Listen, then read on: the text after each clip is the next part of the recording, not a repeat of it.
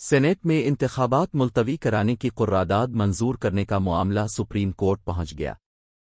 جن ممبران نے قرارداد پاس کرنے میں کردار ادا کیا ان کے خلاف آرٹیکل 6 کے مطابق کارروائی کی جائے۔ درخواست میں چیئرمین سینیٹ اور ارکان کے خلاف توہین عدالت کی کارروائی کی استدعا۔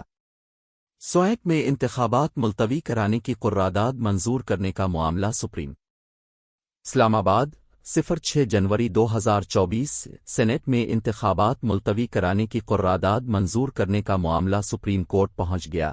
سپریم کورٹ میں چیئرمین سینیٹ اور سینیٹ ارکان کے خلاف توہین عدالت کی درخواست دائر کر دی گئی۔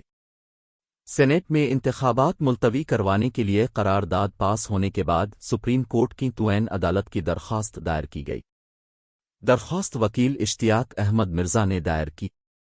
اس حوالے سے سپریم کورٹ میں دائر کی گئی درخواست میں استدعا کی گئی ہے کہ سینیٹ کی منظور کردہ قرارداد کو غیر قانونی غیر آئینی قرار دیا جائے۔ سینیٹ کے جن ممبران نے قرارداد پاس کرنے میں کردار ادا کیا ان کے خلاف آرٹیکل 6 کے مطابق کارروائی کی جائے۔ سینیٹ میں قرارداد پاس کرنا توئین عدالت کے زمرے میں آتا ہے۔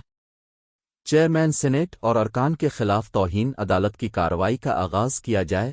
ادھر عام انتخابات کے التوا کی قرارداد کے خلاف نئی قرارداد سینیٹ میں پیش کر دی گئی۔ میڈیا رپورٹس کے مطابق ملک بھر میں بروقت انتخابات کی قرارداد جماعت اسلامی کے سینٹر مشتاق احمد نے جمع کرائی۔ قرارداد کے متن میں کہا گیا کہ انتخابات کا انعقاد دستوری تقاضا ہے۔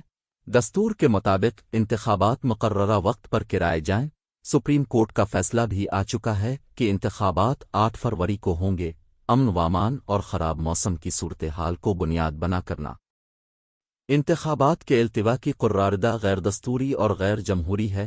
سینیٹ آف پاکستان کو ماورائے آئین کسی اقدام کا کوئی اختیار نہیں۔ قرارداد میں مطالبہ کیا گیا کہ سپریم کورٹ کے احکامات کی روشنی میں 8 فروری کو صاف و شفاف انتخابات کرائی جائیں۔ تمام سیاسی جماعتوں کو لیول پلگ فیلڈ دیا جائے۔ انتخابات کے التوا سے متعلق پاس کردہ قرارداد کو کالعدم قرار دیا جائے۔